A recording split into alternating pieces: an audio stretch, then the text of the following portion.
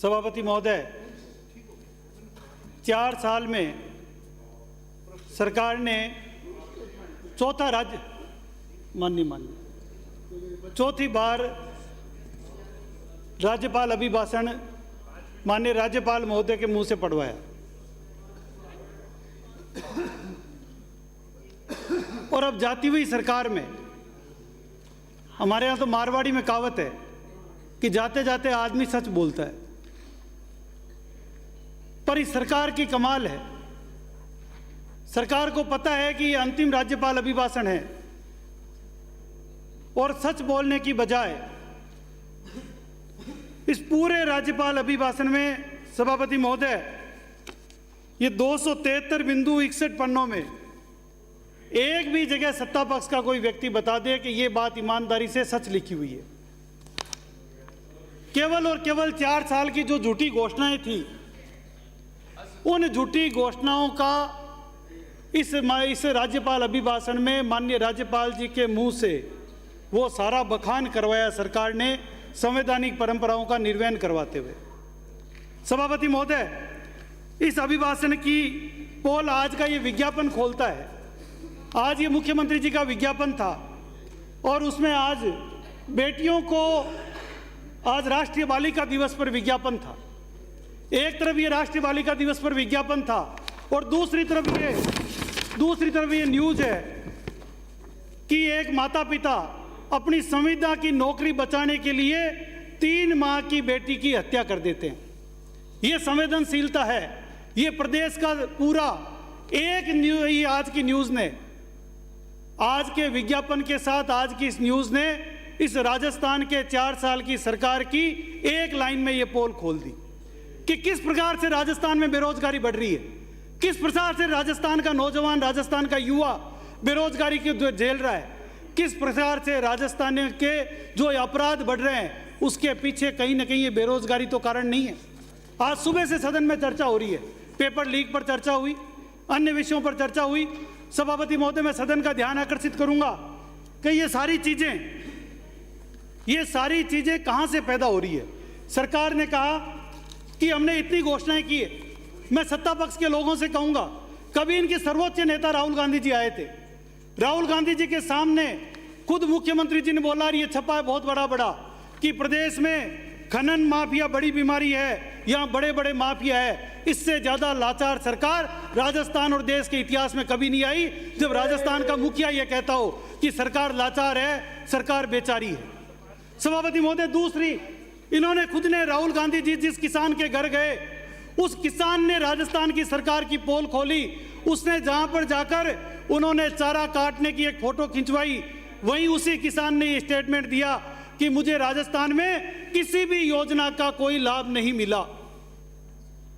सोच समझ कर लेकर गए होंगे, फोटो भी खिंचवाने का तय होगा, घर भी पहले तय किया होगा, आगे टीम चलती है उसने ढूंढा होगा।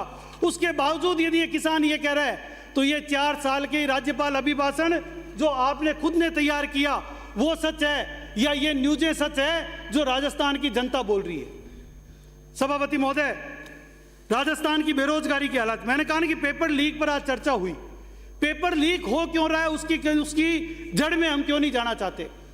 ये वही राजस्थान है जिसकी जन घोषणा आपने, जिसको एक डॉक्यूमेंट माना था, उस डॉक्यूमेंट में आपने लिखा था कि राजस्थान के प्रत्येक पढ़े लिखे नौजवान को 3,500 रुपये महीना बेरोजगारी भत्ता देंगे।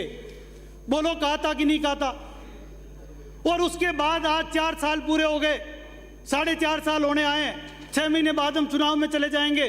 4.5 साल में सत्ता पक्ष के लोग अपनी अपनी विधानसभा में, मैं ये नहीं कहता आप राजस्थान में करो, अपनी अपनी विधानसभा में आप ढूंढ कर बता दो कि कितने लोगों को ईमानदारी से नौकरी मिली है और कितने लोगों को बेरोजगारी भत्ता मिला है।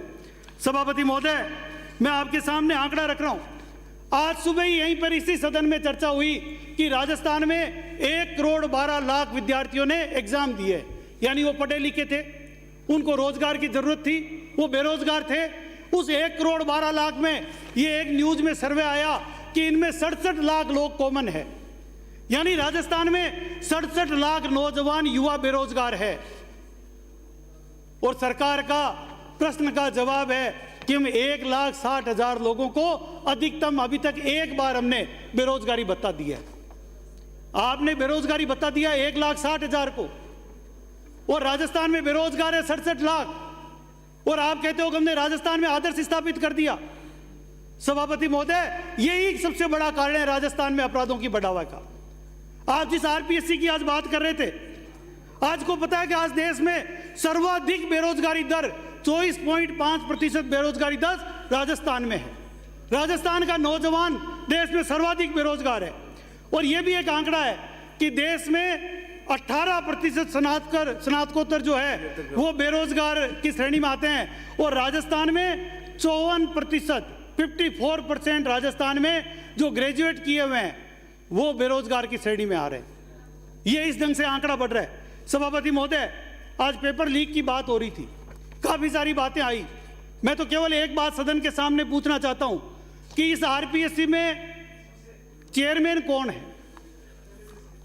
चेयरमैन वो व्यक्ति जब बनेगा जो कल तक आपकी सुरक्षा की, आपकी नौकरी कर रहा था, और उस सुरक्षा की नौकरी के ऊपर में आपने आरपीएससी का चेयरमैन लगाया, और वो आरपीएससी जिसकी कोई ऑडिट नहीं होती, वो आरपीएससी जिसमें हर प्रश्न के 5 पेपर छपते हैं, कौन सा पेपर खुलेगा ये केवल चेयरमैन के अलावा किसी को पता नहीं होता। वो आरपीएससी जिसका पेपर कहां छपेगा, ये ऑडिट इसलिए नहीं होती कि पता नहीं चल जाए कि पेपर कहां छपेगा, वहां से पेपर लीक हो जाता है। और वो आरपीएससी जिसका पेपर 2-2 तालों में रहता है, ये चेयरमैन के अलावा किसी को नहीं पता, वो आरपीएससी में पेपर लीक हो जाता है। सभापति महोदय, ये वही राजस्थान है जहां भाजपा की सरकार में जब पेपर लीक हुआ था तो वसुंधरा जी ने गोरान को केवल इसलिए हटा दिया था आरपीएससी चेयरमैन को कि उसके समय में पेपर लीक हुआ था। और आज मैं पूछना चाहता हूं इस सदन में कि क्यों ने सरकार ने आरपीएससी चेयरमैन को बिठाए रखा है? केवल इसलिए कि वो पहले मुख्यमंत्री जी की सुरक्षा में थे? क्या ये हुई उनका उपहार राजस्थान के 67 लाख नौजवान और 67 लाख बेरोजगार भुगते, राजस्थान का वो गरीब युवा भुगते? सभापति महोदय, मैं आपकी जानकारी में लाना चाहता हूं कि राजस्थान में बड़ी बड़ी घोषणाएं की। मैं ज्यादा पुरानी नहीं जाता, कुछ बड़ी घोषणाएं। अभी संविदा कर्मियों की बात आई, क्या हुआ? 2019 में कल्ला जी की कमेटी बनी थी, कल्ला कमेटी अल्लाह कमेटी हो गई। आज तक उस कमेटी का कोई रिजल्ट नहीं आया। माननीय मंत्री जी अभी यहां पर बैठे थे। संविदा कर्मियों का जब चुनाव का साल आने लग गया तो बजट में फिर कोई न कोई लोक लुभावन घोषणा करेंगे। मैं दावे के साथ कह रहा हूं, राजस्थान की एक ऐसी घोषणा जो इस सदन में हुई हो और जो पूरी हो गई हो, आप ढूंढ कर बता दें। जनता क्लिनिक की बात की थी, सबसे पहली घोषणा हुई थी, सबसे बड़ी घोषणा हुई थी राजस्थान में कि जनता क्लिनिक खोले जाएंगे। राजधानी जयपुर में अभी तक केवल 12 जनता क्लिनिक खोले हैं, जबकि 250 वार्ड है, 250। सभापति महोदय, खुद मुख्यमंत्री जी के जिले में केवल 4 जनता क्लिनिक खुले हैं, केवल 4। यह सबसे बड़ी घोषणा थी राजस्थान में। सभापति महोदय, घोषणा करना आसान बात है, घोषणाएं तो इस बार भी करेंगे, घोषणाएं पिछली बार भी की, लेकिन कितनी घोषणाओं को पूरा किया? फिर अभी माननीय निर्दलीय हमारे आने वाले जोजावर से आने वाले महोदय कह रहे थे, गौ माता की बात कर रहे थे। गौ माता, इसी सदन में आपने पहले बजट में घोषणा की थी नंदीशाला खोलने की, और अभी इस बजट में आपने, इसी बजट में आपने यहां पर लिखा है कि हमने केवल 17 जिलों में जो गौशाला चल रही है उनको नंदीशाला बनाकर उनको अनुदान देने का काम किया है। कितनी नंदीशाला खोली, जबकि आपने घोषणा की कि हमारे पंचायत समिति पे नंदीशाला खोलेंगे। सभापति महोदय, घोषणा करना आसान है, लेकिन घोषणाओं को पूरा करना बहुत बड़ी बात है। इसलिए मैं कह रहा हूं कि घोषणा कम करें या ज्यादा करें, सरकार का यह दायित्व है। कब ये 5वां साल है, 5वें साल में 4 सालों में की हुई घोषणाओं पर कितना काम हुआ, यदि वो आंकड़ा सामने रखे तो जनता राजस्थान की समझेगी। वरना जाती हुई सरकार कुछ भी घोषणा कर दे। राजस्थान की बहुत समझदार सरकार है, जब देती है तो छप्पर फाड़ कर देती है, और जब लेती है तो झाड़ू बाहर कर ले लेती है। 21 में सिमटा दिया, अब की बार टेम्पू लायक छोड़ेंगे। सभापति महोदय, इसी राजस्थान में जयपुर में ट्रॉमा सेंटर खोलने की घोषणा की थी। राजस्थान सहित बजट में नागौर, झुंझुनू, भरतपुर, धौलपुर, बीकानेर में ट्रॉमा सेंटर खोलने की घोषणा की थी। मैं बाकी जिलों की नहीं कह रहा, अकेले जयपुर में पिछले साल 2500 लोगों की मौत हुई है बिना इलाज के कारण, जो ब्रेन इंजरी में ट्रॉमा सेंटर में तो चले गए, लेकिन स्टाफ के अभाव में उनका इलाज नहीं हो पाया और 2500 लोगों की मौत हुई है इसी राजस्थान में, जयपुर राजधानी में। सभापति महोदय, सड़क हादसों में राजस्थान में जयपुर का चौथा नंबर है, जहां पिछले साल 17,000 हादसे हुए और 6,073 लोगों ने जान दी है, और हम कह रहे हैं हम ट्रॉमा सेंटर खोलेंगे। सभापति महोदय, मेरे यहाँ सांगानेर विधानसभा में भी एक सैटेलाइट हॉस्पिटल की घोषणा की थी। आज 3 साल हो गए, सैटेलाइट हॉस्पिटल तो दूर रहा, बनना दूर रहा, उसकी जमीन चिन्हित करना दूर रही। यदि कागजों में भी बन गया हो, यदि मंत्री महोदय ने देखा हो कागजों में भी बन गया हो, तो वो कागज सदन में पेश कर दे, मैं मान जाऊंगा। 3 साल हो गए और 5वां साल चल रहा है। सभापति महोदय, एक सैटेलाइट हॉस्पिटल की सांगानेर में घोषणा की थी, अभी तक 3 साल पूरे हो गए, जाने वाली सरकार है, अभी तक वो कागजों में भी नहीं बनी है। किस प्रकार की घोषणा कर रहे हैं? केवल घोषणाएं करके, और सत्ता पक्ष अपनी संख्या बल के आधार पर यदि ताली बजवा के खुश होता हो, तो ये खुशी आपको मुबारक हो, राजस्थान की जनता आपको आईना दिखाएगी, ये मैं दावे के साथ कह सकता हूं। सभापति महोदय, राजस्थान में हालात क्या है? मैंने ये बात की, कॉलेजों की बात हुई, अभी यहां पर बात की थी कॉलेजों की। हमारे नॉर्थ से आने वाले युवा साथी ने बड़ी बड़ी बात की कॉलेजों की। राजस्थान में कॉलेज खोलने की भी नियम है, और आप तो सभापति महोदय मंत्री रहे हैं। कॉलेज का पहले बिल्डिंग बनती है, इंफ्रास्ट्रक्चर बनता है, फिर कॉलेज खुलता है।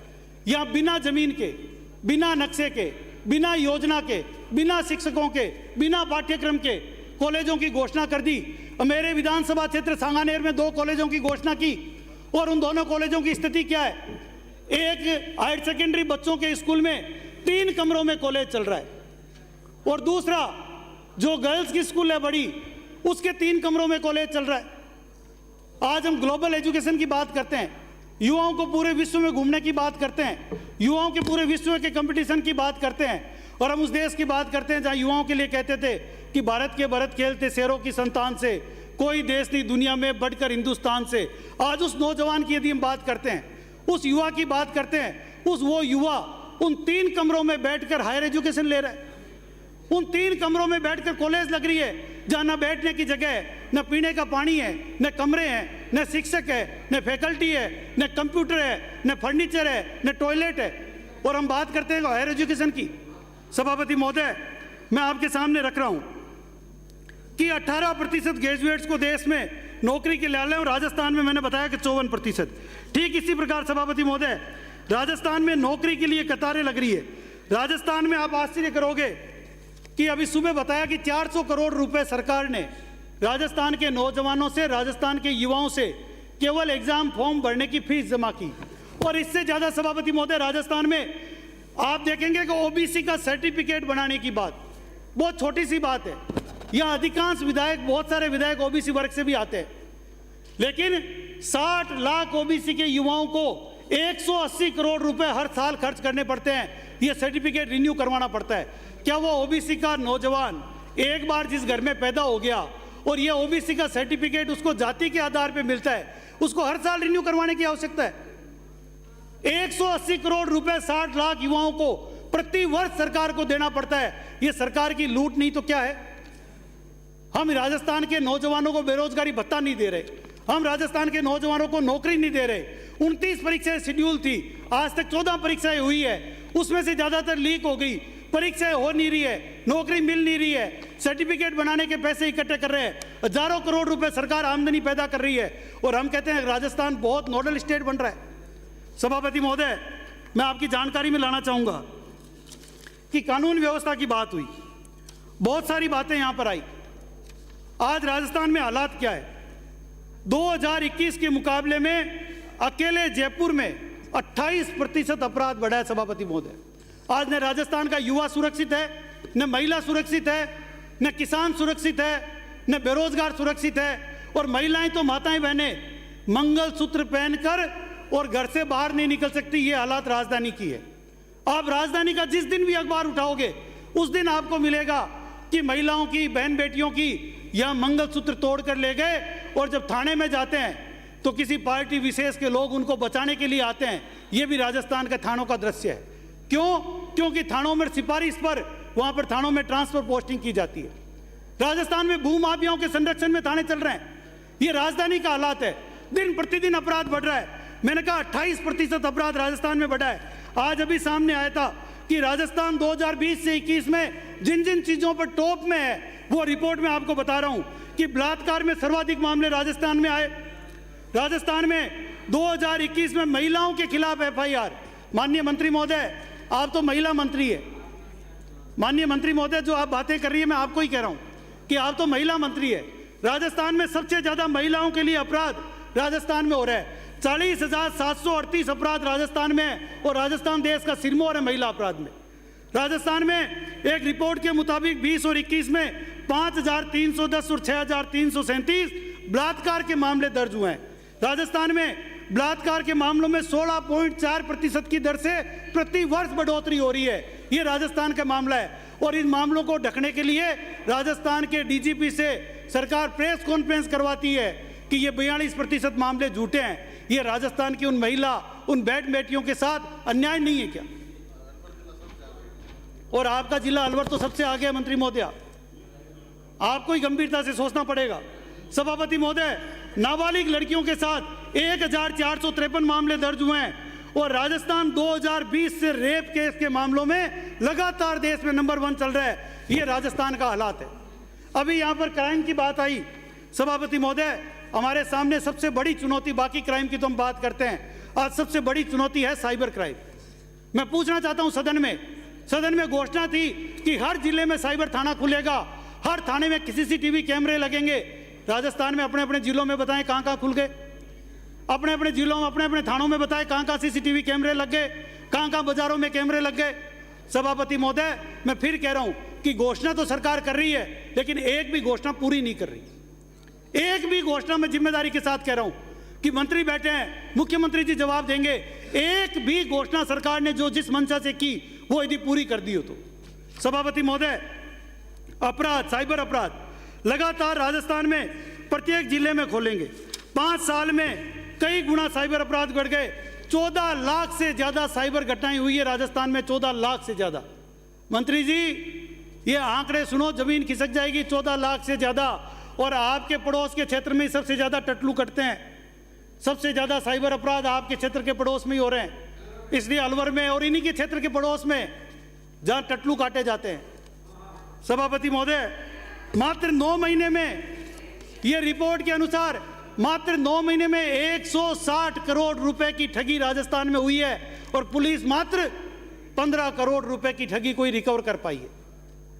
सभापति महोदय, 80.1% लोग ये मानते हैं राजस्थान में, जो सबसे भयावह दृश्य है, 80.1% लोग मानते हैं कि हमारा डाटा जो सरकार ने हमसे लिया, जो सरकार फॉर्म भरवाने के नाम पे डाटा लेती है, वो डाटा हमारा लीक सरकारी सिस्टम से हुआ है और आज 80% लोग इस साइबर अपराध की श्रेणी में उससे लूट रहे हैं। उसकी एक और एकमात्र जिम्मेदार कोई है तो राजस्थान की सरकार है, क्योंकि सरकारी तंत्र से डाटा लीक हो रहा है।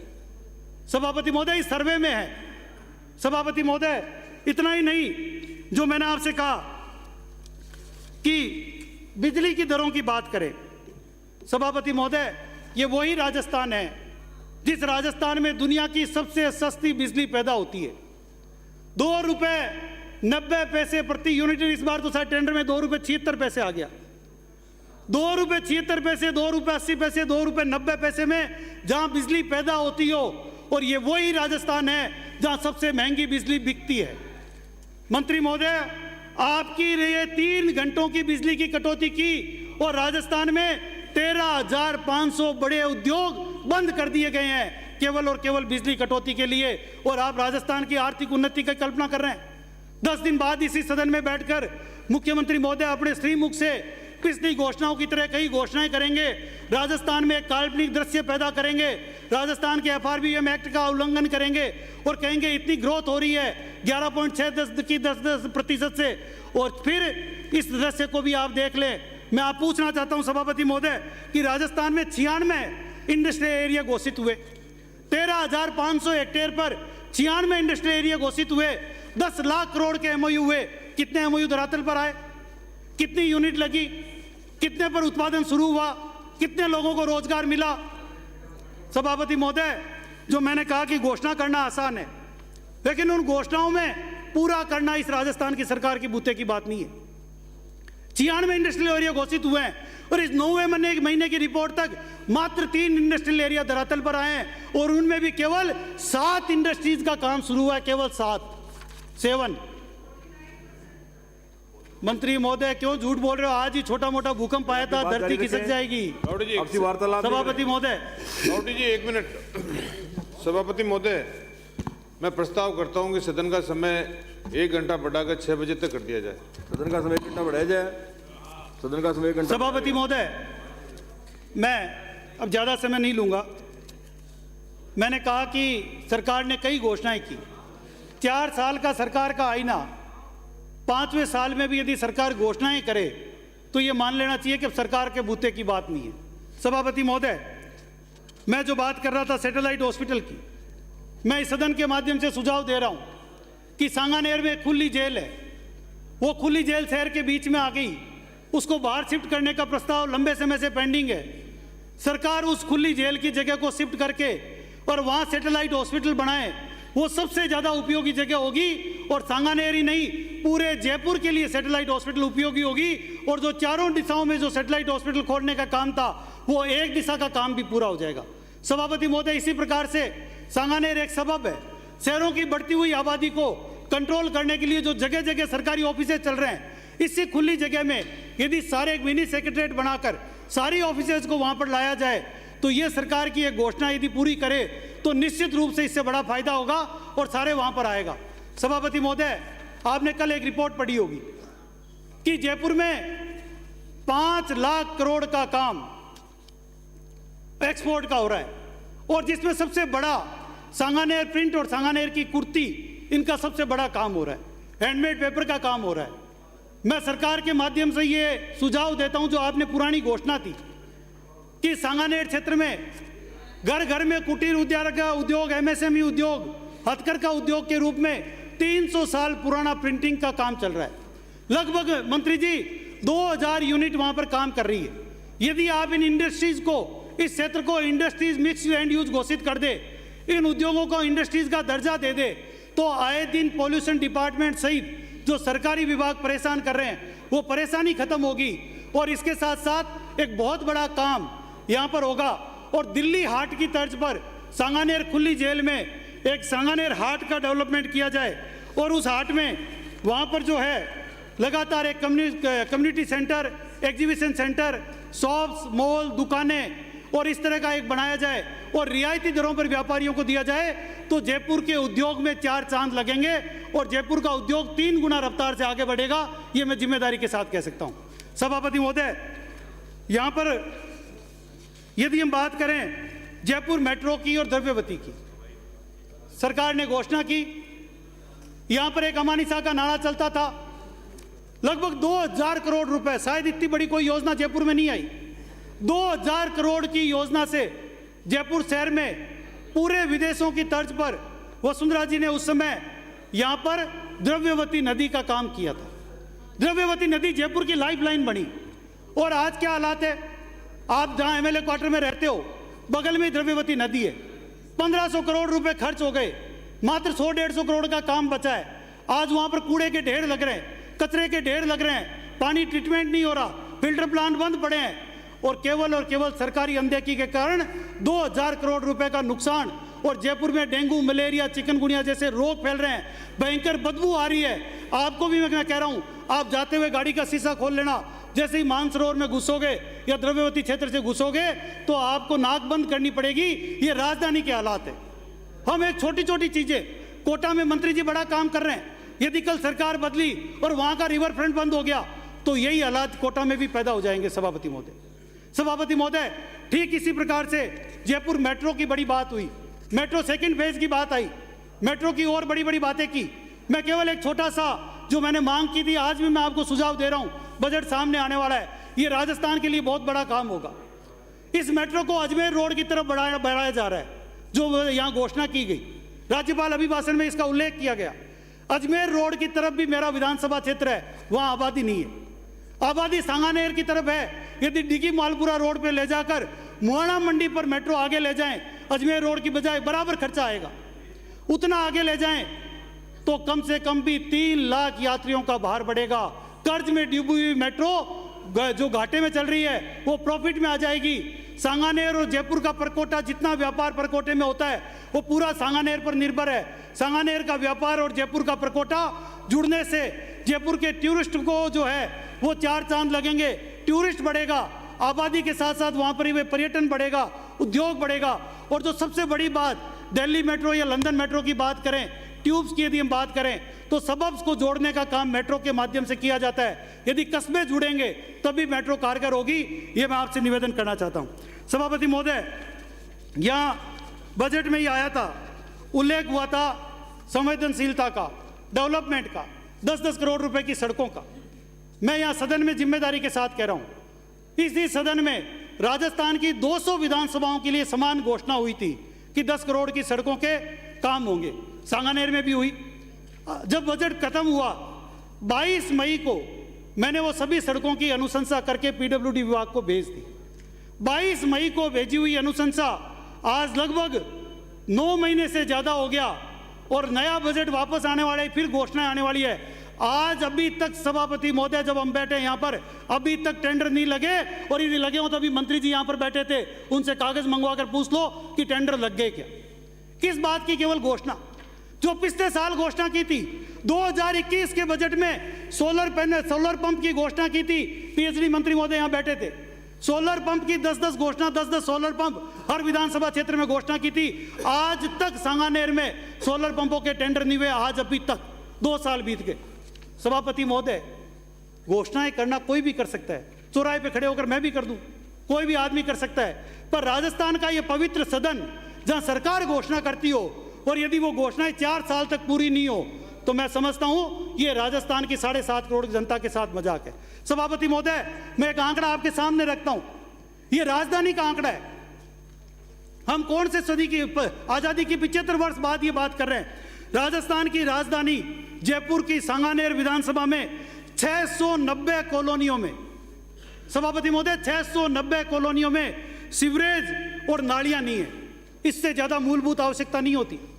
सीवरेज और नालियां नहीं है, पानी की निकासी नहीं है, घुटनों घुटनों तक पानी बढ़ जाता है, लोग नरक में जीवन जीने को मजबूर है।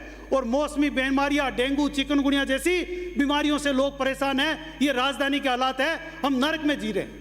सभापति महोदय, 317 कॉलोनियों में चलने के लिए सड़क नहीं है, पीने के लिए पानी नहीं है, सीवरेज नहीं है, लाइटें नहीं है। मैं पार्क और अन्य सुविधाओं की तो बात ही नहीं कर रहा हूं। ये राजधानी के हालात है। हर एक की नगरपालिका होगी, हर एक की विधानसभाओं में कस्बे होंगे। जिस प्रकार से शहरी आबादी के साथ सरकार का जो मजाक है, उस मजाक की चिंता करें, ये आने वाले चुनाव में सबको भुगतना पड़ेगा। सभापति महोदय, यदि 390 कॉलोनियों, 317 कॉलोनियों में चलने के लिए सड़क नहीं है, 690 कॉलोनियों में नालियां नहीं है, यदि हम फिर भी ये बात करते हो कि हमारी संवेदनशील सरकार है। सभापति महोदय, मैं आखिरी एक बिंदु पर और बात करूंगा आपसे। बहुत बड़ी बड़ी बात हुई, इंग्लिश मीडियम स्कूलों की बात हुई। मंत्री महोदय आप बैठे हैं, माननीय विधायक महोदय 2 मिनट मंत्री जी को छोड़ दें, थोड़ी हमारी भी सुन लेंगे, आप तो चैम्बर में चले जाएंगे। सभापति महोदय, मैं आपसे, मंत्री जी बैठे हैं, इंग्लिश मीडियम स्कूलों की घोषणाएं हुई। मैं पूरे राजस्थान की बात नहीं करता मंत्री जी, मैं आपसे केवल सांगानेर विधानसभाओं की बात कर रहा हूं। हमारे यहाँ 50 सरकारी स्कूल है, 50 सरकारी स्कूलों में 12 इंग्लिश मीडियम स्कूल की, और 12 इंग्लिश मीडियम स्कूलों की हालात क्या है, मैं वीडियो लाया हूं आपको, तो मैं, यदि सभापति महोदय इजाजत दे तो मैं ऑन करके दिखा दूं। इंग्लिश मीडियम स्कूल का केवल नाम बदला, गोल्यावास राजकीय उच्च प्राथमिक विद्यालय, अंग्रेजी माध्यम को राजकीय उच्च प्राथमिक विद्यालय का नाम बदला। रंग भी करने का पैसा आपने नहीं भेजा, रंग करने का भी, वो भी वहां के लोगों ने अपनी जेब से करवाया। केवल नाम अंग्रेजी माध्यम स्कूल किया है, एक भी अंग्रेजी का शिक्षक आपने नहीं दिया, एक भी। एक स्कूल में दरी नहीं दी, स्कूल में टॉयलेट नहीं दिया, पीने का पानी नहीं दिया, किताबें नहीं दी। आपने क्या किया? स्कूल ड्रेस दी, उसके सिलने के पैसे नहीं दिए। और स्कूल ड्रेस में क्या क्या क्या दिया? सभापति महोदय, मंत्री जी डिबेट कर लेना, खड़े थे वो, सोच समझ के होना। मैं अभी भी कह रहा हूं, खड़े हुए हो सभापति महोदय, सोच समझ के हमारे खड़े करना माननीय मंत्री जी को। मुख्यमंत्री जी ने 200 आप मुझे बीच में बोलते हुए रोक रहे हो। यार मैं डिबेट करने को तैयार हूं आपसे, इसी सदन में डिबेट करने को तैयार हूं। और मैं ये आंकड़े साथ में लाया हूं सभापति महोदय। मंत्री जी सुनने का मादा रखो। एक भी शिक्षक आपने अंग्रेजी माध्यम का दिया तो बता दो, एक भी शिक्षक दिया हो तो आप ईमानदारी से बता दो। आप मुझे बताए, सच बोलोगे, सौगंध खाकर बता दो, आपको बच्चों की सौगंध खाकर बता दो। आपने एक भी शिक्षक दिया हो। राजस्थान में 66% सभापति महोदय, 66% सरकारी स्कूलों में पद खाली पड़े।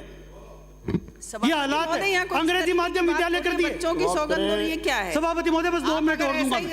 मंत्री जी आपके डिपार्टमेंट पूरा हो गया, आप तो विराजो बड़ी बहन हो। आप तो विराजो उद्योग की बात करो, बड़ी बहन हो। सभापति महोदय उद्योग राजस्थान में बात करें तो राजस्थान में संबंधित योजनाओं की मंत्री जी मैं ये नहीं है सभापति महोदय सभापति महोदय, अरे मैं डिबेट करूंगा ना मंत्री जी, आप तीमा इजाजत लो, 1 घंटे की मैं डिबेट करूंगा। चिंता क्यों कर रहे हो? मैं तो लड़ने के लिए आया हूं, भागने के लिए नहीं आया। चिंता क्यों कर रहे हो आप टाइम लो ना सभापति जी से। सभापति महोदय, राजस्थान की 68,000 स्कूलों में, मैं ये नहीं कह रहा, ये रिपोर्ट कह रही है 68,000 स्कूलों में महिलाओं के लिए टॉयलेट नहीं है। राजस्थान के 29,000 स्कूलों में बिजली का कनेक्शन नहीं है। आप गलत, मैं गलत कह रहा हूं। आप शपथ लिख दो, मैं शपथ कर रहा हूं। ये मैं सर्वे की रिपोर्ट पढ़ रहा हूं। सभापति महोदय, राजस्थान में सरकारी स्कूलों की छोड़ो आप, राजस्थान में मुख्यमंत्री जी ने खुद ने माना कि 200 रुपए में ड्रेस नहीं सिल सकती। जब मुख्यमंत्री जी कह रहे हैं 200 में ड्रेस नहीं सिल सकती और आप ड्रेस सिलवा रहे हो। केंद्र सरकार ने इस ड्रेस का आधा पैसा दिया है। आपने मुख्यमंत्री जी की फोटो लगा दी। मैं आज उस विषय पर नहीं जाऊंगा, ध्यान आकर्षण में बात करूंगा। उस फोटो का क्या किया, कैसे फोटो में हटाई, कैसे किसकी फोटो लगवाई, और आपकी पार्टी के नेता जाए, उनके कर्मचारी जाए, पीए जाए, नौकर जाए, वो स्कूलों में बैठकर शिक्षा का जो अवमानना आज पहली बार राजस्थान में हुई है, वो देश के इतिहास में कभी नहीं हुई। सभापति महोदय, ये शर्म की बात है। सभापति महोदय, मैं लास्ट एक बात और करूंगा कि राजस्थान में सबसे बड़ा उद्योग, सबसे बड़ा काम राजस्थान में हुआ था, वो मुख्यमंत्री जी ने भी कहा, अभी यहाँ पर पीठाधीश सम्मेलन में भी कहा कि चिकित्सा के क्षेत्र में बहुत बड़ा काम हुआ। चिरंजीवी योजना का आपने कहा कि बड़ा काम हुआ है। 10 लाख का काम आपने चिरंजीवी योजना में दिया। सभापति महोदय, ईमानदारी से हो क्या रहा है? किसी भी प्राइवेट हॉस्पिटल में आप चले जाओ, आप तो मंत्री हैं, किसी को भेज कर देख लो, वो जाकर यदि ढंकी हॉस्पिटल में कहेगा मेरा पेट दुख रहा है, तो वो कहेंगे कि हमारे पास तो चिरंजीवी में केवल माथे का इलाज करते हैं। और दूसरा आदमी भेजकर देख लो कि मेरा सर दर्द कर रहा है, तो कहेंगे हम तो केवल टांग टूटने का इलाज करते हैं। ये चिरंजीवी योजना की सच्चाई है, ये धरातल है। जो दवा मांगोगे वो दवा मिलेगी नहीं, और जो मर्ज की आप जो मांगोगे उस मर्ज का इलाज नहीं मिलेगा। सभापति महोदय, मिलावट की बात कर रहा हूं। सभापति महोदय, माननीय सदस्य समाप्त करें। बस अब समाप्ति भी है ये सभापति महोदय। राजस्थान में मिलावट की क्या स्थिति है सभापति महोदय? जब भी कोई त्योहार आता है तो मुख्यमंत्री जी की फोटो के साथ एक विज्ञापन छपता है, शुद्ध के लिए युद्ध शुरू हो गया है। सभापति महोदय, 2025 का जो WHO का जो सेंसेक्स जारी हुआ है, उसमें लगभग 50% बीमारियां कैंसर युक्त बीमारी है, और उस कैंसर का सबसे बड़ा कारण मिलावट है। चाहे वो आटा, दूध, चावल, चीनी की मिलावट हो, चाहे वो घी की मिलावट हो, चाहे वो दवाओं की मिलावट हो, चाहे वो मिठाई की मिलावट हो। सभापति महोदय, 20 दिन तक शुद्ध के लिए युद्ध चला। मुख्यमंत्री जी की फोटो लगी हुई थी, और हुआ क्या? 900 सैंपल लिए, एक भी सैंपल की जांच रिपोर्ट अभी तक नहीं आई, एक भी चालान पेश नहीं हुआ, एक भी व्यक्ति दोषी नहीं पाया गया। सारी मिठाई बाजार से खत्म हो गई। सभापति महोदय, कहां गई वो मिलावट के लिए जो अथॉरिटी बनने वाली थी? कहां गए वो प्राधिकरण? कहां गए वो लैब? वो लैब नहीं बने। सभापति महोदय, 2 आंकड़े और है आपके सामने। राजस्थान में 23.75 लाख लोग राजस्थान की सरकार के कारण, जिन गरीबों को मोदी जी जो मुफ्त में अनाज भेज रहे हैं, वो अनाज नहीं मिल पा रहा है। क्यों?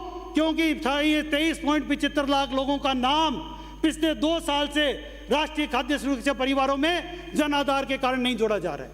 ये राजस्थान की उस जनता के साथ धोखा है। ये पैसा तो आपका भी नहीं लग रहा, ये पैसा मुख्यमंत्री जी दे रहे हैं। सभापति महोदय, इसके अलावा राजस्थान में अभी एक आंकड़ा आया है कि देश में सर्वाधिक महंगाई, देश में सर्वाधिक महंगाई राजस्थान में है।